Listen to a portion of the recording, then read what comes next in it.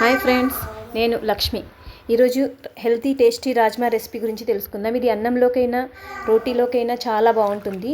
దీనిని మనం ముందుగా రాత్రంతా నానబెట్టుకోవాలి. రాజ్మాను ప్రోటీన్ రిచ్ ఫుడ్ అని అంటారు. కీళ్ళ నొప్పులను తగ్గిస్తుంది, జీర్ణక్రియను మెరుగుపరుస్తుంది, మలబద్ధకాన్ని తగ్గిస్తుంది. వీటిని మనం కుక్కర్లో వేసుకొని వాటర్ పోసి కాస్త ఉప్పు వేసి ఒక 2 విజిల్స్ వచ్చేంత వరకు ఉడికించుకోవాలి.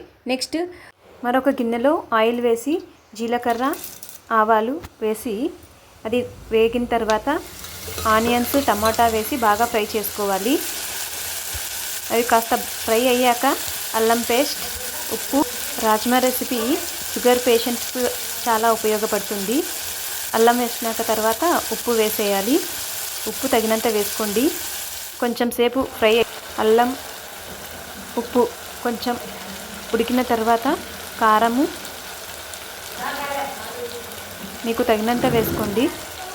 అలాగే ధనియాల పొడి, గరం మసాలా పౌడర్ అన్నీ వేసి బాగా కలుపుకోవాలి. కుక్కర్లో ఉడికిన దానిని చూసి పెట్టుకోవాలి.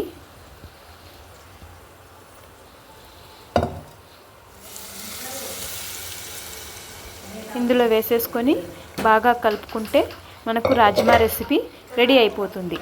ఒక 10 నిమిషాలు అలాగే ఉడకనివ్వాలి. 10 నిమిషాల తర్వాత మనకు రాజ్మా రెడీ. సర్వ్ చేసుకోవడమే. అన్నంలోకి రోటీలోకి చాలా బాగుంటుంది. Thanks for watching. Like and subscribe please.